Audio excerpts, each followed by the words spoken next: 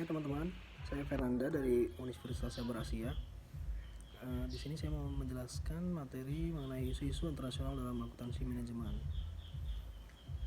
Outline yang akan saya bahas di sini yang pertama mengenai topik tingkat keterlibatan dalam perdagangan internasional.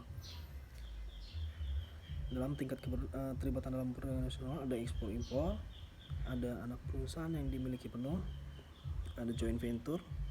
Lalu topik kedua ada pertukaran mata uang asing, lalu ada desentralisasi, pengukuran kinerja pada multinational company, transfer pricing pada multinational company, dan yang terakhir ada etika dalam lingkungan bisnis internasional.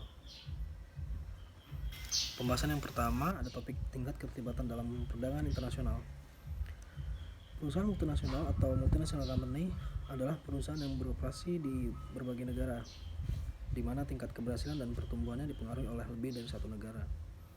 Perusahaan yang terlibat dalam perdagangan internasional dapat melakukan 3 jenis aktivitas, yaitu ekspor impor, mendirikan anak perusahaan yang dimiliki sepenuhnya, atau terlibat dalam kemitraan bersama. Di dalam ekspor impor adalah kegiatan perdagangan internasional melibatkan pembawaan produk dari negara asing dan pengiriman produk ke negara asing.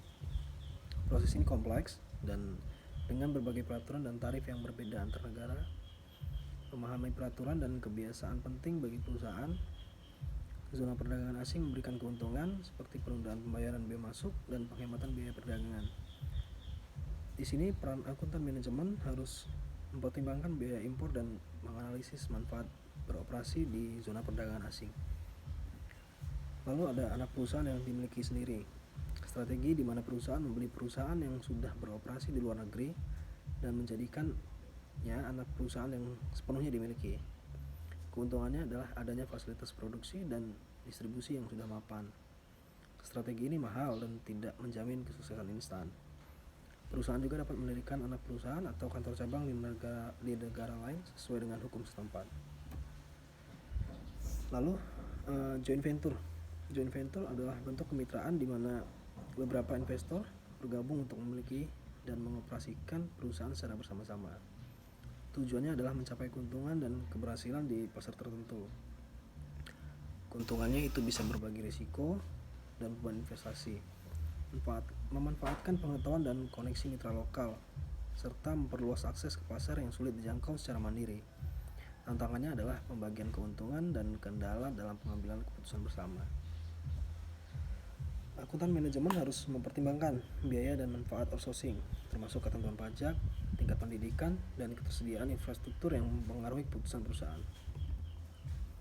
Lalu topik yang berikutnya ada pertukaran mata uang asing. Dalam bisnis internasional, penggunaan mata uang asing umum terjadi. Mata uang asing dapat ditukarkan dengan mata uang dalam negeri melalui nilai tukar. Tetapi fluktuasi nilai tukar harian menimbulkan ketidakpastian bagi perusahaan. Nah, peran akuntan manajemen di sini memainkan peran penting dalam manajemen risiko mata uang. Risiko yang harus dikelola oleh perusahaan meliputi risiko transaksi, risiko ekonomi, risiko translasi akibat penurunan nilai tukar mata uang dalam laporan keuangan. Perdagangan mata uang dilakukan dengan menggunakan spot rate, yaitu nilai tukar dalam periode singkat.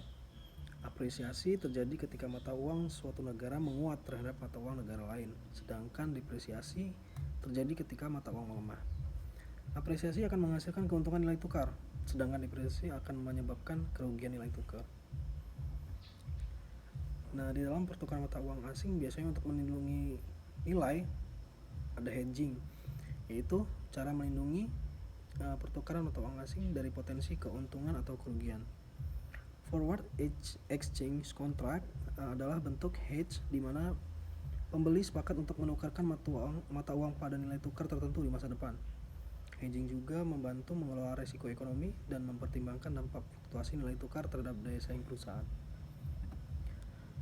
Lalu topik berikutnya ada desentralisasi. Desentralisasi pada multinational company memberikan banyak manfaat penting, termasuk peningkatan informasi lokal, adaptasi dengan lingkungan internasional, dan pengembangan manajer lokal. Namun juga memerlukan manajemen risiko dan pengaturan mekanisme pengendalian internal yang tepat untuk memastikan kesuksesan operasional dan kepatuhan terhadap standar akuntansi internasional. Topik berikutnya itu ada pengukuran kinerja pada perusahaan multinasional. Multinational company harus merancang sistem pengukuran kinerja yang mempertimbangkan perbedaan lingkungan bisnis di berbagai divisi negara, sehingga kinerja dinilai secara adil dan relevan. Pengukuran kinerja pada multinational company harus mempertimbangkan faktor-faktor lingkungan yang mempengaruhi dan menghindari faktor-faktor eksternal yang tidak dapat dikendalikan oleh manajer. Merancang sistem pengukuran kinerja yang adil dan relevan adalah kunci untuk menghargai prestasi manajer secara objektif dan mendorong kinerja yang berkelanjutan di lingkungan bisnis internasional. Lalu transfer pricing pada multinational company. Transfer pricing dalam perusahaan multinasional adalah mekanisme untuk menetapkan harga jual antar divisi atau perusahaan di berbagai negara. Tujuannya adalah untuk mencapai dua hal utama, evaluasi kerja dan optimasi pajak penghasilan. Namun penggunaan metode pengukuran kinerja keuangan seperti return on investment dan economic value added menjadi tidak relevan jika harga transfer ditentukan oleh perusahaan induk, karena manajer di anak perusahaan tidak memiliki kendali atasnya. Dengan menggunakan transfer pricing seperti ini, perusahaan multinasional dapat memanfaatkan perbedaan tarif pajak antar negara dan mengoptimalkan beban pajaknya.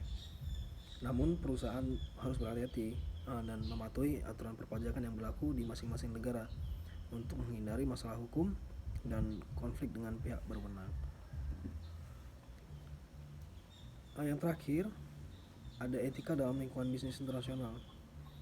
Etika bisnis di tingkat global lebih kompleks daripada tingkat negara individual. Perusahaan multinasional menghadapi tantangan etika yang tidak ada pada perusahaan domestik karena beroperasi di berbagai negara dengan kebiasaan dan hukum bisnis yang berbeda. Multinational company harus memastikan bahwa praktik bisnis yang berbeda di negara-negara tersebut tidak melanggar kode etik yang universal. Oleh karena itu, multinational company harus memiliki sistem dasar yang kuat untuk mengelola berbagai kontrak dan membangun kepercayaan dalam konteks etika bisnis.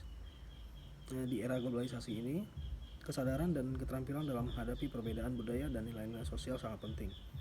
Dan multinational company harus menerapkan kebijakan etika yang sesuai dengan standar universal untuk menjaga integritas perusahaan di berbagai negara di mana mereka beroperasi.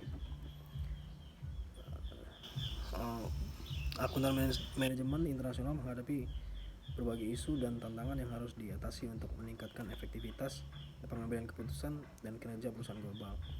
Harmonisasi standar akuntansi, pengaruh perbedaan budaya, penggunaan teknologi, dan pengukuran kinerja yang tepat adalah beberapa aspek kunci yang memerlukan perhatian dari para praktisi dan peneliti akuntansi manajemen.